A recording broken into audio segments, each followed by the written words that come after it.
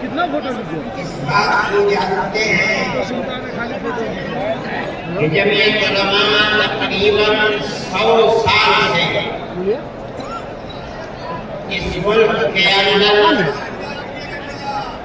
ऐसी प्यार मोहब्बत के साथ कुर्बानियां देती चली आई है जिसके अंदर जात बिरादरी मजहब मालदारी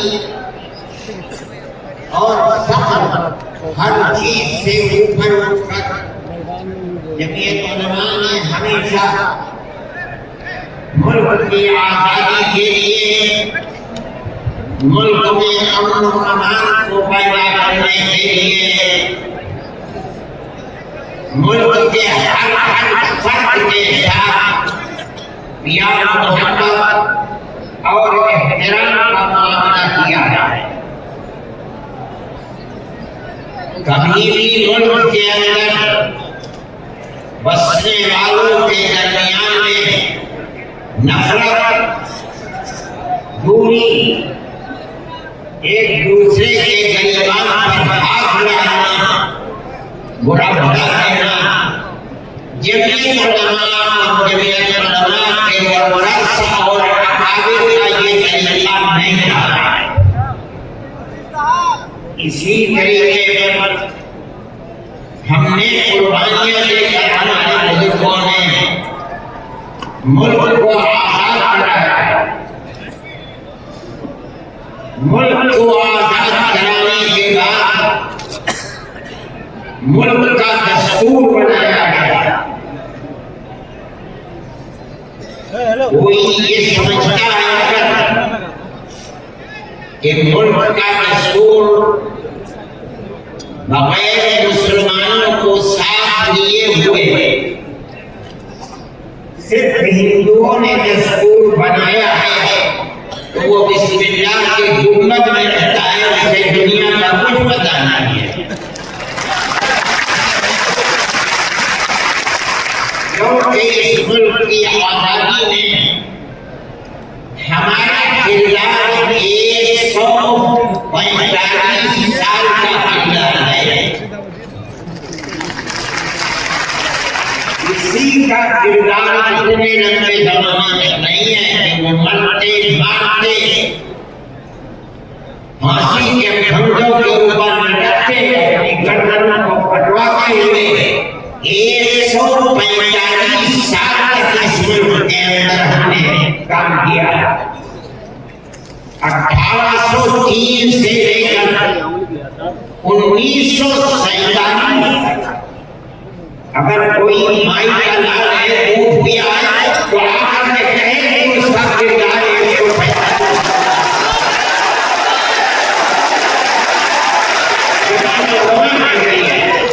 ये उलमा का किरदार है। ये किरदार मियां मोहम्मद के साथ था। गरीबान पकड़ना ये किरदार नहीं था। एक दूसरे के दर्द में और सुख में हर चीज के अंदर शरीक था। ये हमारा किरदार था। हमने इस तरह से इस मुल्क को आजाद कराया। कोई नहीं था आजादी की आवाज उठाने वाला। 1803 से मुल्क के लिए कुर्बानी देने वाले 1857 के अंदर सिर्फ दिल्ली के अंदर 33,000 उलमा को कत्ल किया गया। सबका में मुरादाबाद में मेरठ में सैकड़ों उलमा को जिसके जिस्म के ऊपर लिबास आलिमों जैसा होता था उसको फांसी के तख्ते पर चढ़ा दिया जाता था। कोई नहीं था, कांग्रेस का वजूद भी नहीं था। कांग्रेस तो बनी है 1883 में और 1885 में उसका पहला इजलास हुआ है। जबकि 1803 से हजरत शाह अब्दुल अजीज साहब ने ऐलान कर दिया था कि हमारा मुल्क मुसलमानों का या हिंदुओं का मुल्क नहीं है, नहीं रहा। ये अंग्रेजों का मुल्क हो गया। हम गुलाम बन गए। अब गुलामी की जंजीरों को तोड़ना और जिहाद करना हर एक का फर्ज है। और उसके बाद जिहाद कर गए। कोई माई का लाल नहीं था जो अंग्रेज की उस ताकत के मुकाबले में खड़े होकर गुलामी की जंजीरों को तोड़ने के लिए अपनी जबान को खोल रहे। इस ऐलान के तकरीबन 80-82 साल के बाद कांग्रेस बनी और कांग्रेस का जो मकसद था जो आज भी किताबों में मौजूद है वो मुल्क की आजादी नहीं था। मकसद था कि जो दो जिहाद हुए हैं 1832 और 1857 में, उसकी वजह से जो बरतानिया और हिंदुस्तान के बसने वालों के दरमियान दूरी हो गई है, उस दूरी को दूर किया जाए और हालात को सही किया जाए। उलमा का ये नजरिया नहीं था। उलमा कहते थे मुल्क गुलाम हो गया, गुलामी की जंजीरों को तोड़ो, अंग्रेज को भगाओ, मुल्क को आजाद करो। ये तो हालात थे जिसके अंदर मुसलमान दाखिल हुए कांग्रेस मौजूद है। एक शख्स ने हजरत लंगोई रहमतुल्लाह अलैह जो हमारे बुजुर्ग आया को की बुनियाद रखने वाले हैं, 1857 के अंदर जेल में हो गए थे। ये समझते थे कि कत्ल कर दिया जाएगा बगावत के इल्जाम में, लेकिन छूट गए। उनसे पूछा ये एक जमात बनी है जिसके बुनियादी किरदार हिंदू बना रहे हैं। क्या मुसलमानों के लिए उसमें शरीक होना जायज है? हजरत ने फतवा दिया, जिस तरह एक हिंदू और एक मुसलमान कारोबार और बिजनेस में शरीक हो सकता है, तो इसी तरह कांग्रेस के साथ मुसलमान शरीक हो सकता है, बशर्ते अपने दीन का नुकसान।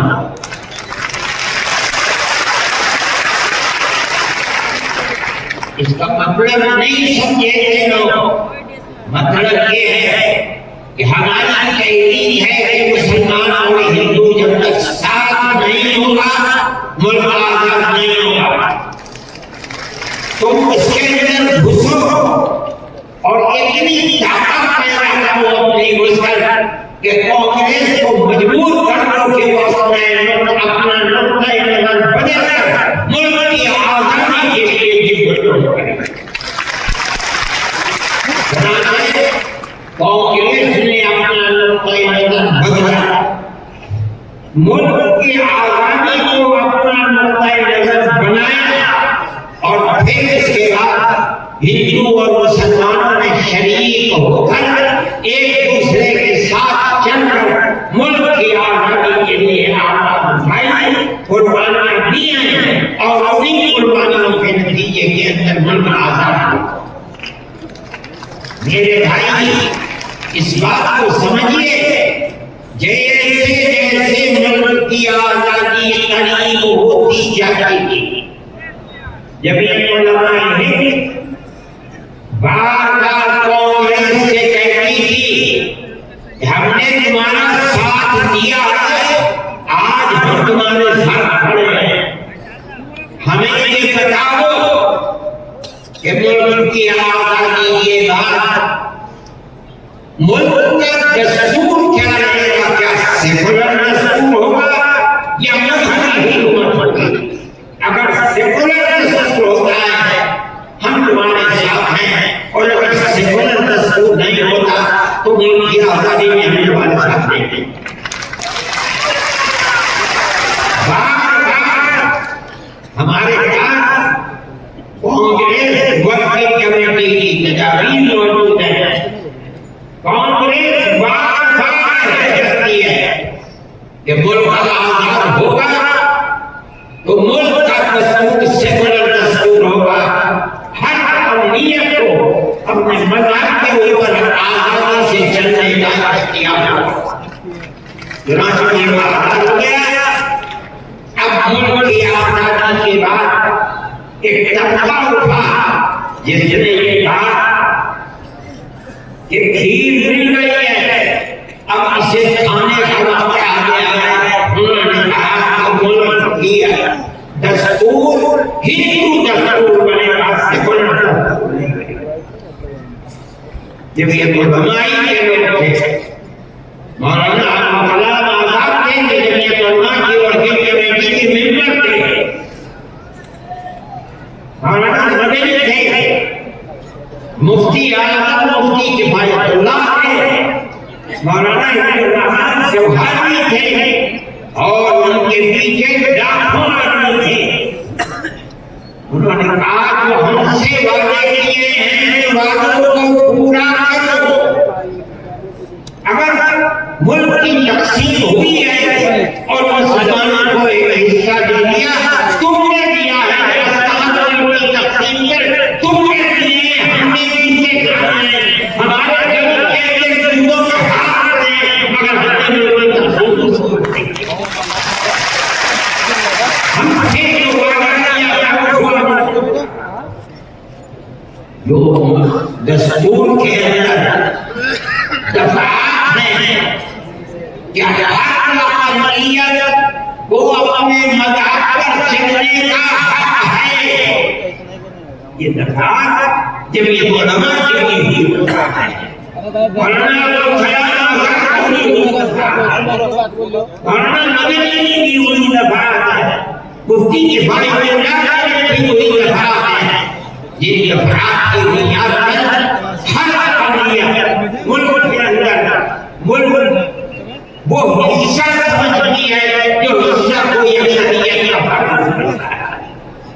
ये जब उलमा की तारीफ है, हम अपने मजहबी एतबार से दस्तूर को हाथ में लेकर कह सकते हैं कि हमें अपने मजहब पर चलना और मजहब को इख्तियार करने का हक है। इस दस्तूर से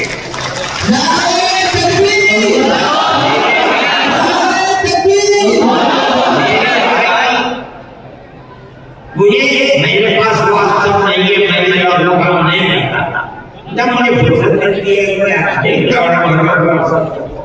मुझे आज सुबह शाम ने दिखलाया कि कल मोदी जी ने, वो बड़े आदमी हैं, मेरे बड़े बड़े हैं, उन्होंने तकरीर किया है और उसके अंदर ये फरमाया है कि वक्त हिंदुस्तान के दस्तूर के अंदर वक्त कोई चीज नहीं।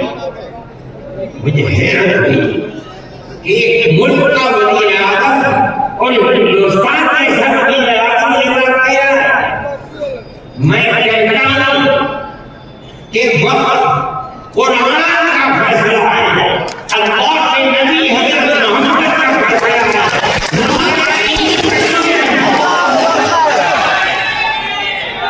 वक्त का लफ्ज़ नहीं आया, लेकिन ये बात आ गई 25-26 दफा के अंदर इस मुल्क ने हर अक़लियत को अपने मजहब को पकड़ने, अपने मजहब को चलने का इख्तियार है। क्या मतलब ये है? कल को आप खड़े होकर कहेंगे कि नमाज का जिक्र दस्तूर के अंदर नहीं है, हज का नाम दस्तूर के अंदर नहीं है, ज़कात का नाम दस्तूर के अंदर नहीं है, रमज़ान के रोज़ों का नाम दस्तूर के अंदर नहीं है, इसलिए हर चीज को मिटा दिया गया। ये क्या चीज है? दस्तूर मजमूई तौर पर दस्तूर ने कह दिया कि मुसलमान का अक़लियत है और हर अक़लियत को अपने मजहब पर चलने का इख्तियार है।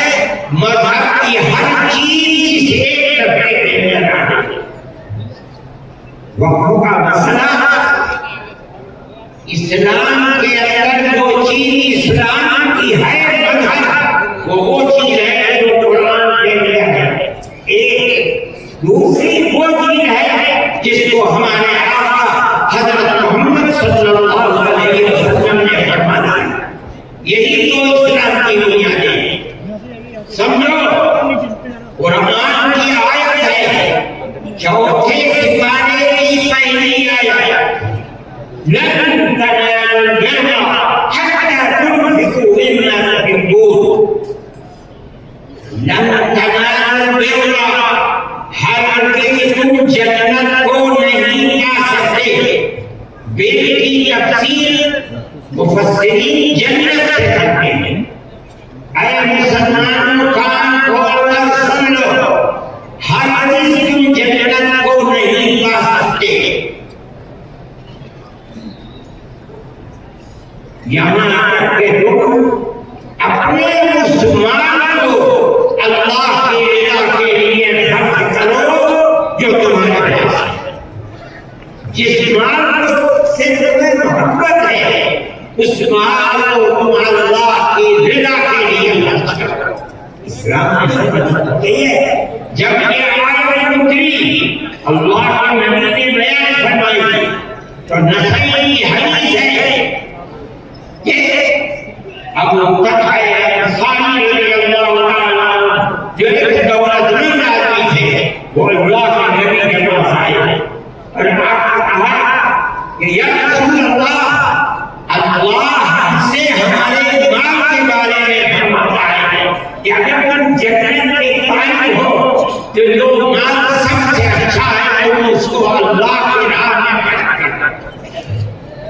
या रसूल अल्लाह, मेरे सबसे बेहतरीन माल फुलानी जमीन है, मैं आपको गवाह बनाना हूं कि मैं इसको अल्लाह के लिए वक़्फ करना। ये हदीस मौजूद है। मतलब और मस्जिद क्या नाम है? जो अल्लाह ने फरमाया वो बनाना, जो रसूलुल्लाह ने फरमाया वो बनाना है।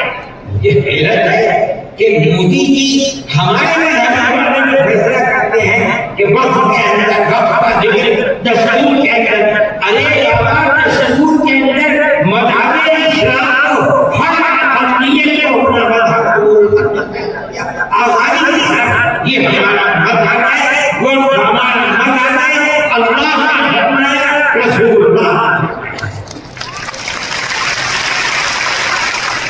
हदीस के अंदर आया है कि जब इंसान मर जाता है, ये मुस्लिम की हदीस है, इज़ा माता इंसान इनक़ता अमलुहु, जब आदमी मर गया अब उसके अंदर काम करने की ताकत भी नहीं है, अब उसे किसी चीज का सवाब मिलता है, नमाज पढ़ने का नजर है, नमाज पढ़ सकता है, मगर फरमाने तीन चीजें ऐसी हैं, मरने के बाद भी आदमी कब्र में चला गया उसे सवाब मिलता है।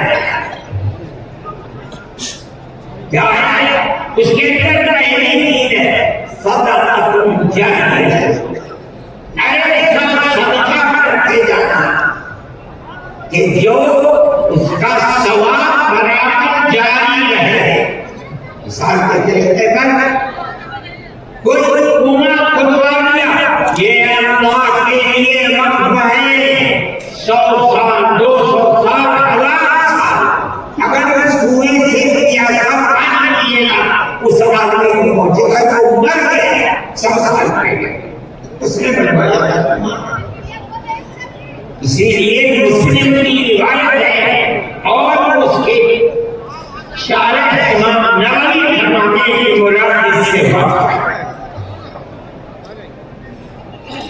कुरान हदीस में आपको सुना रहा, मुझे हैरत है कि हिंदुस्तान जैसे मुल्क का वज़ीर आज़म ऐसी बात कह रहा है, अरे बाबा क्या ज़कात का जिक्र आया दस्तूर के अंदर, क्या नमाज का जिक्र आया दस्तूर के अंदर, कल खड़े हो ये कह दो कि नमाज का दस्तूर में नहीं, नमाज नहीं है, ज़कात दस्तूर में नहीं है, ज़कात नहीं है। मुल्क का कौन बोल रहा है वज़ीर आज़म और ऐसी चीज बोल रहा है इसके नजर है, हम आपके मुताबिक हैं, हम कहते हैं खुद नहीं करते, बड़े लोगों को बुलाओ, उनसे पूछो जिंदगी क्या है, मन क्या है, हम बताएं।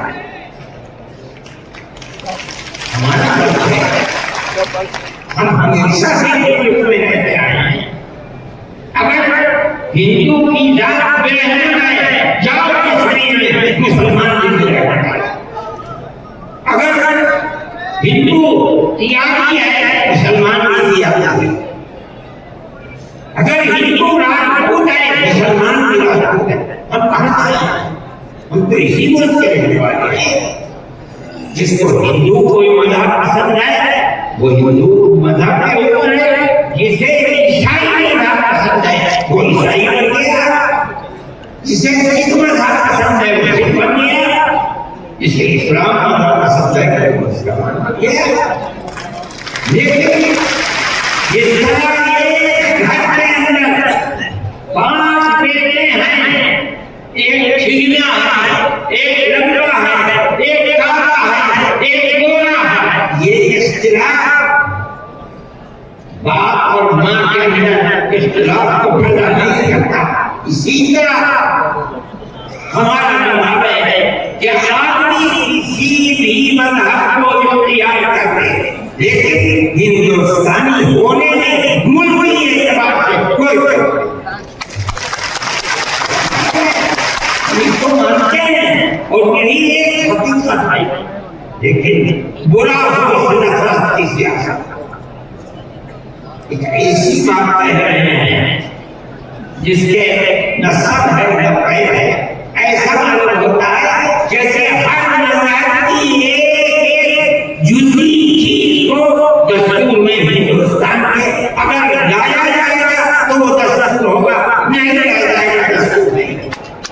लेकिन मैं कहता हूँ कि गलत है।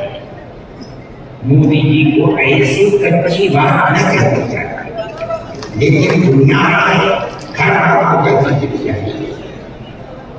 आपके बराबर में जब मुल्क का प्राइम मिनिस्टर बात करता है, इससे मुसलमानों के खिलाफ नफरत पैदा होती है। मुल्क का होम मिनिस्टर ऐसी बात करता है तो दूसरे क्या करेंगे? आपने देखा झारखंड के अंदर इसके जिम्मेदार बनाया गया आसाम के चीफ मिनिस्टर को। आसाम के चीफ मिनिस्टर की रोज की तकरीरें आप सभी मुसलमान नहीं जाता, उसकी जबान से मुसलमान का नाम नहीं हमेशा घुस बैठिया जाता है। मैं कहता हूँ ये कितनी बड़ी जहारत है। जिस बिरादरी का वो आदमी होगा उस बिरादरी के मुसलमान के आजाद हैं। हिंदुस्तान की कोई बिरादरी ऐसी नहीं है जिसके अंदर मुसलमान, वो मुसलमान का नाम लेते हुए बताता है, मगर खुदा का कुदरत है जो एक महीना झारखंड के अंदर लाखों दिन तकरीरें मुसलमान के खिलाफ करता रहा, वहां मुसलमानों का नाम लेकर उनके खिलाफ बोलने वालों का मुंह काला हो गया।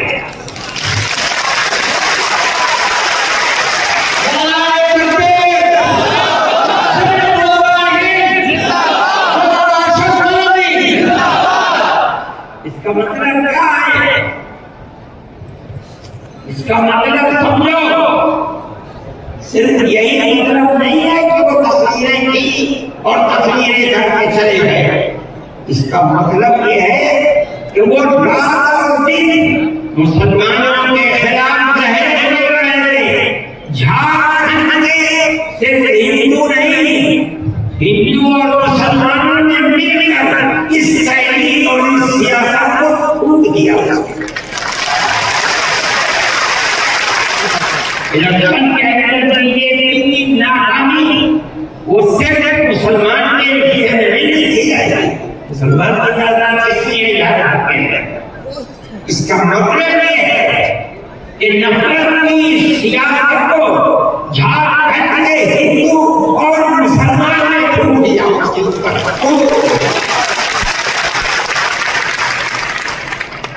वो आदमी जो बोलता था वो अपने सूबे के अंदर नहीं, जब जबान से कोई बात निकलती थी मुसलमान के खिलाफ आग ही बोलता था। देखो सारी हिंदुस्तान के अंदर हिंदुस्तानी होने के लिए ये बुनियाद है कि जो सबसे पहली मर्दमशुमारी की 1951 जिसका नाम इस मर्दमशुमारी में है वो और उसकी औलाद हिंदुस्तानी है। ये मुल्क के अंदर एक कानून बना हुआ है, लेकिन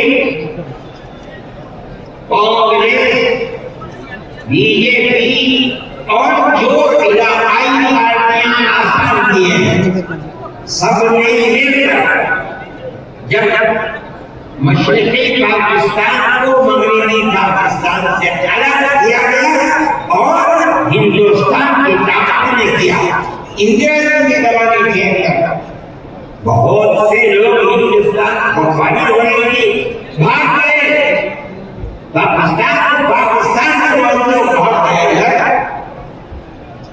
अब कैसे कहा जाए कि हिंदुस्तानी पाकिस्तानी कौन नहीं है? तो सबने मिलकर पार्लियामेंट में कानून बनाया कि 1971 के बाद बुलाया है वो हिंदुस्तानी नहीं है, आसाम। 1971 की मर्दमशुमारी में जिसका नाम है वो आसाम है, और उसके बाद जो आया है वो आसाम नहीं है।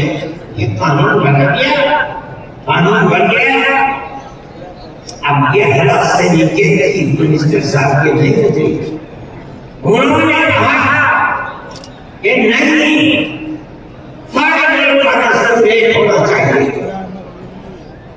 बाबा कांग्रेस का जमाना था, कांग्रेस ने पार्लियामेंट के अंदर स्कूल बनाया, इसके ऊपर बीजेपी के भी प्रस्ताव आया है, इलाकाई पार्टियों को भी दिखाया हमने और तकरीर जैसे यहाँ कर रहे थे वैसे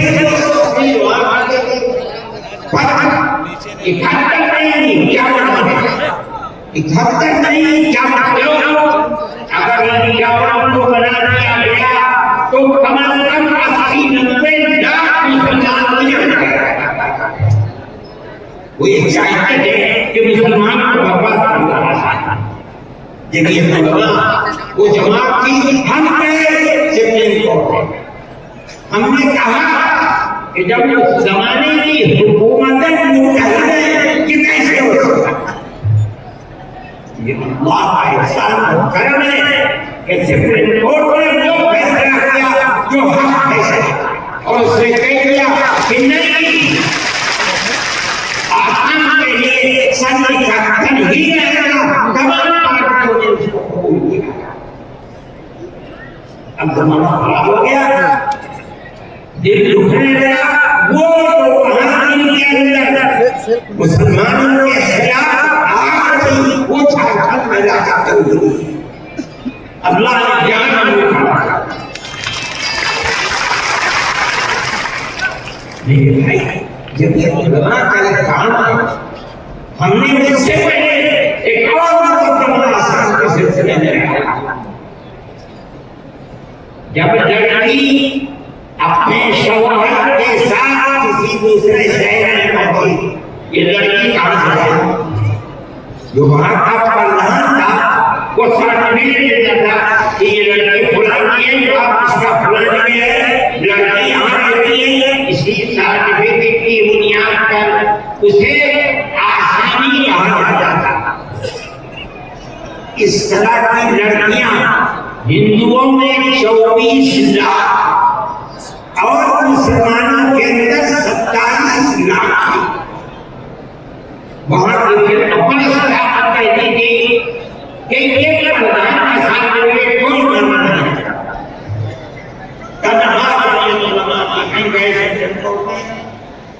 और वो बड़े से थी जो एक बेटी में 15-15 लाख रुपया देता था और जवाब से जिस आप वो भी आसानी नहीं बता सकते। मुझे बहुत इनका होगा क्या, 47 लाख पढ़ते हैं और उन्होंने बच्चे अगर लगाओ 1.5 करोड़ कहाँ जाकर भीख पाते हैं। जब कोई मकान खरीद सकते हैं, न जायदाद खरीद सकते हैं, न इनके बच्चे पढ़ सकते हैं, क्या करेंगे? अल्लाह की कुदरत का करिश्मा है ये उसके अंदर नहीं। जब ये उलमा को ऐसी कामयाबी हुई कि मसला खत्म हो गया, 47 लाख हिंदू मुसलमान जीने का हक उन्हें मिल गया।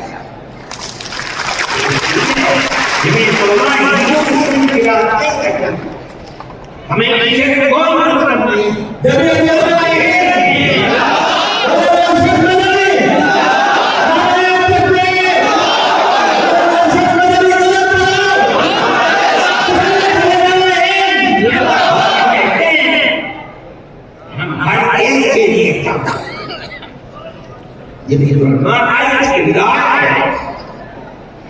अभी आपके सामने बुलडोजर की तहरीक आई,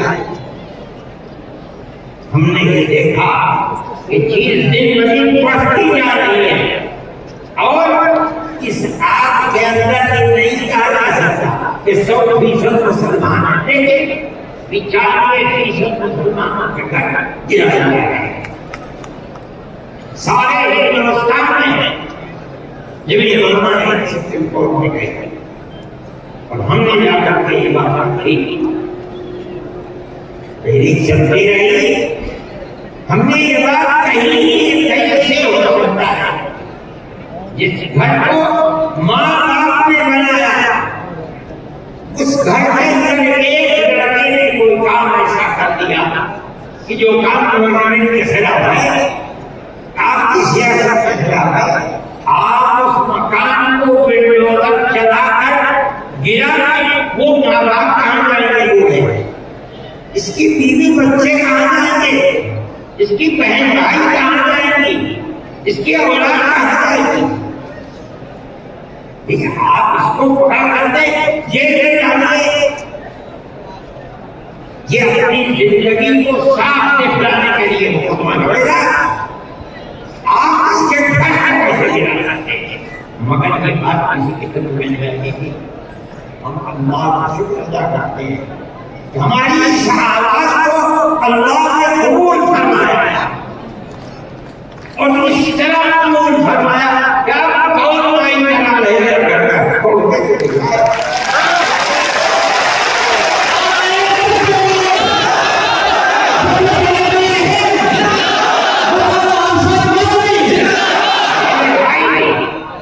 फैसला देने वाले मुसलमान नहीं थे, मदरसे में पढ़े हुए नहीं थे, ये वकील जो सुप्रीम कोर्ट में लड़ रहे थे मदरसे में पढ़े हुए नहीं थे, हिंदू थे। इसका मतलब है कि मुल्क के अंदर आज भी लाखों नहीं करोड़ों हिंदू हैं जो मदरसे से ऊपर उठकर दुख सुख में एक दूसरे के साथ शरीक हैं। हम अपनी 1400 साल उसी तारीख को जिंदा करना चाहते हैं, जिंदा रखना चाहते हैं कि भी उसके लिए खड़ी हुई है। हम हर जगह जाते हैं, इसको नहीं देखते कि कौन अबू हनीफा का मानने वाला है, कौन आदमी है, कौन कौन जमात इस्लामी, कौन हिंदू है, कौन मुसलमान है। अगर जुल्म तशद्दुद हो रहा है, हम वहां जाते हैं। सैलाब आया, हम पहुंचे, हमने मकानात 2 करोड़ रुपया किया, मकानात की तामीर कराई, मकानात को बनवाया। मुसलमानों के मकानात भी थे, हिंदुओं के मकानात भी थे, ईसाइयों के मकानात थे, नहीं करेगा। बंगाल के अंदर सैलाब आया, लाखों आदमी गिर गए, हमने वहां कैंप लगाए। एक कैंप में 2700 सुबह, 2700 दोपहर में खाना खाते थे। कोई लड़ाई नहीं, कौन हिंदू है कौन मुसलमान, जो मुसीबत का शिकार आए हमारे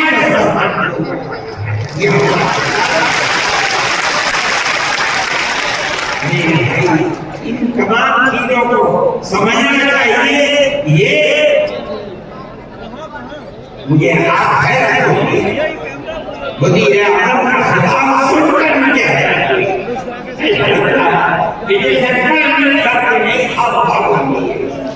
चीफ मिनिस्टर के खिताब को आज मैंने सुना, मुझे फुर्सत ही नहीं मिलती पढ़ने वाला, मैं कहाँ सुनूं? जो खिताब उनके झारखंड में होंगे मुझे हैरत हुई, मगर ज्यादा हैरत इसलिए जो ज़ख्म खुर्दा है। सुप्रीम कोर्ट के फैसले ने उनके मिजाज के अंदर गड़बड़ी पैदा करनी है, इसलिए वो ऐसी बात करते हैं। सब लोग इसी मुल्क के रहने वाले हैं, जो इस मुल्क का है उसको मुकम्मल किया। दस्तूर हमारी बुनियाद है, हम इस दस्तूर को जिंदा रखना चाहते हैं। अगर कोई इस दस्तूर के खिलाफ जाएगा, हम कोर्ट में गए, बार-बार गए, हमें सुप्रीम कोर्ट से पूरा हक मिला।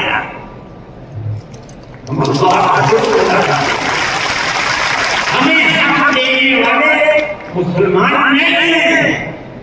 100% सुप्रीम कोर्ट के जज जहां हमारे फैसले गए वो हिंदुओं ने फैसले किए।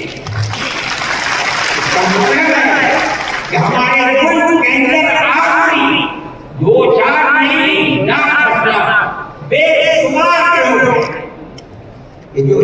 मुस्लिम मजहब हिंदू में रोक एक दूसरे के साथ प्यार और मोहब्बत का मामला रखना है और जो ताकतें मुल्क के अंदर नफरत को पैदा कर रही हैं, मुल्क के अंदर बहुत बड़ा रास्ता है जो इस नफरत की सियासत को मुल्क की तबाही का सबब बन गया। ये उलमा की एक तकलीफ है, हम इसीलिए आपके पास आए हैं। हम लोग फिर को एक मजहबी इंसान समझते हैं। आप इस बात को समझिए, लोग नहीं कहते, मैं तो सब बात कह देता, आपके इस सूबे की हुकूमत वो बैसाखी है जिसके ऊपर मजहबी हुकूमत टिकी है। ये भी इसके अंदर सही है। वो कहते हैं कि हम मुसलमानों को कोई तकलीफ नहीं पहुंचने देंगे। मैंने जो बात कही है इसीलिए ये आवाज मुझ तक पहुंचे कि वक्त को जिंदा रखना ये हमारा मजहबी तरीका है, हमारा मजहब। अगर आप उसकी तारीफ करेंगे तो मुसलमान खुद फैसला करें कि आपकी गवर्नमेंट आपके मजहब को जिंदा रखना चाहती है या सभी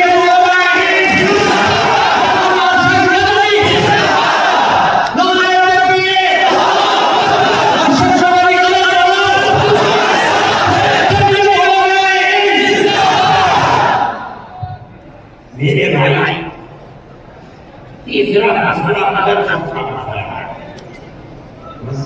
मदरसे दो तरह के हैं।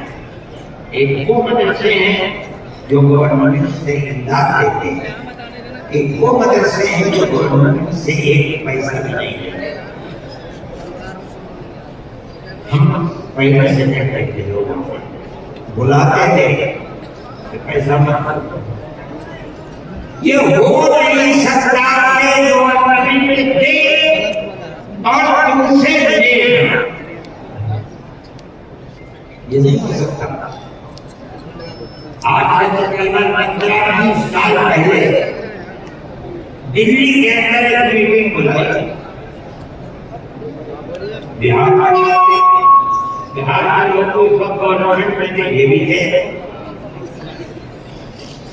और वो तो ये ठीक है, मदरसे वालों को हम पैसा देंगे। सबने मना कर दिया कि हम नहीं जाएंगे। मैंने ये सोचा कि नहीं जाना चाहिए, उन्होंने मुझे इससे अर्जुन सिंह भी थे और दूसरे लोग थे वहाँ तकलीफ करने वालों ने तकलीफ की, मदरसों के खिलाफ मैं खामोश बैठा था। उसके बाद मैं उनको कहा कि आप नहीं जानते कि मदरसों का किरदार क्या है। मैं 1857 के अंदर लोगों का अपने आम हो गया और मुल्क की आजादी के लिए जिहाद करने वाले मुजाहिदीन, जिन लोगों ने जिहाद किया था वो जेल में पकड़े गए। जब आम माफी का ऐलान हुआ तो उलमा निकले और सच जोड़ कर बैठे। 57 में जिहाद हुआ था। 3 साल के बाद 1800 में दारुल की बुनियाद क्यों? अब मुजाहिद जिंदा नहीं है। दारुल ने जंग आजादी के लिए मुजाहिदीन की फैक्ट्री बनाने हुआ है।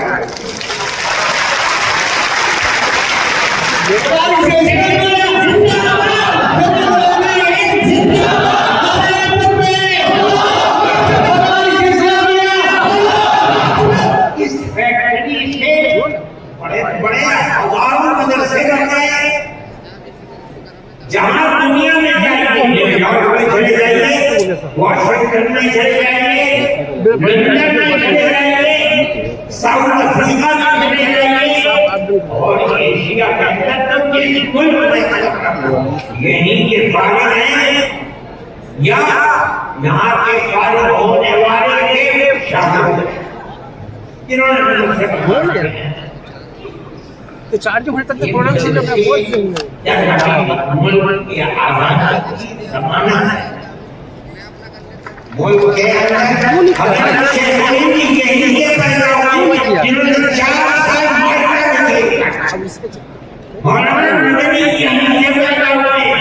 जिन्होंने 9 साल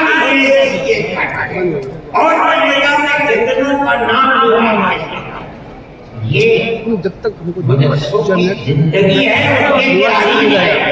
आप इस तारीख को उठाना चाहते हैं बिल्कुल नहीं उन्होंने कहा मैंने कहा कि ये वो सपना है जो आप पैसा देंगे और फिर इनके निजाम डाली और मिसाल डाली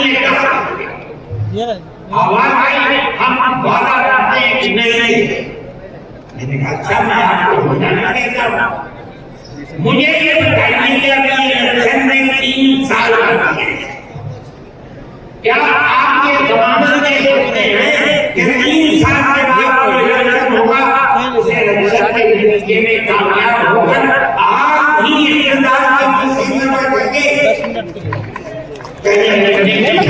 मैंने कहा आपको 3 साल की जमानत नहीं देते और मेरे लिए ऐलान है कि अगर क़यामत तक मैं जिंदा रहूंगा तो मुझे शुरू हो जाएंगे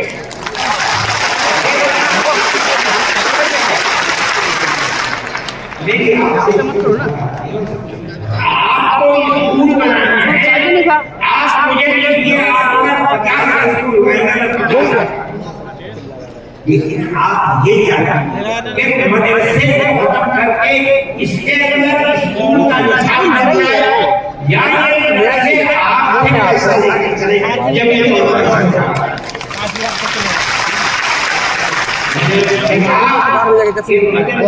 मस्जिद में कोई फर्क नहीं है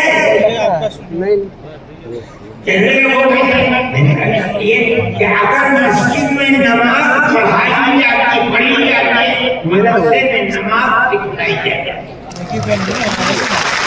अगर मस्जिद में नमाज के अंदर कुरान पढ़ा जाता है मदरसे के अंदर कुरान पढ़ना सिखाया जाता ये दोनों एक दूसरे के साथ हैं जैसे हम मस्जिद अपनी खुद बनाते हैं चाहे छप्पर बनाते हैं इसी तरह मदरसे में आपसे कोई मुसाअदा लेना नहीं है मैं करके बैठ गया जिनके साथ जिनको गवर्नमेंट ने बनाया था स्कूलों को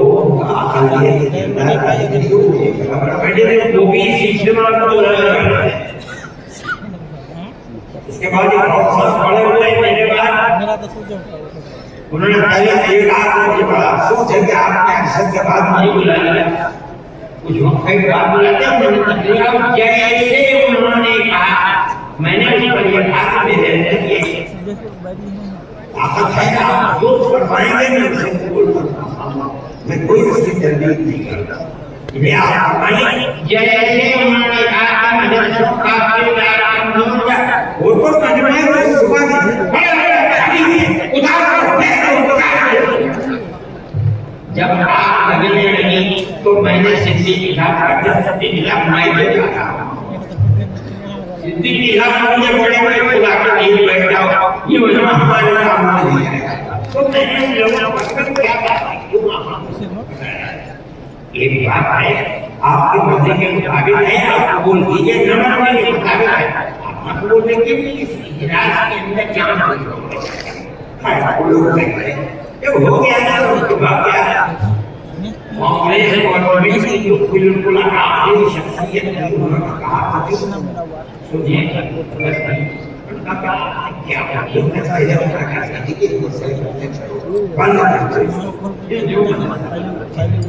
आज भी यही मुसीबत थी इन मदरसों के खिलाफ इब्तिदा की जो इम्तियाज नहीं देते वो यही बोलता था इसलिए कि जब तुम्हारा खाया नहीं है तो तुम हमसे पूछ लो सकते जो खाना खाते हैं उसे रखो, उन्होंने खाया है उनके हाथ से निकालो, लेकिन कभी दे दो नहीं दिए दारुल देवबंद को सत्तावन के अंदर 1956 यहाँ बिहार के आदमी देवबंद में सदर जमहूरिया वो देवबंद उन्होंने देवबंद हजरत अहमदुल्लाह जिंदा बदली उन्होंने दारुल के लिए लाइब्रेरी के पैसे दारुल को देने के बाद जब वो चले गए जब वो चले गए तो सबने नहीं किया कि दारुल देवबंद के बनाने वालों की का जो हुक्म है ये उसूल है कि किसी भी मुस्लिम या गैर मुस्लिम हुकूमत से कभी कोई मदद नहीं की जाएगी, इसलिए हम आपको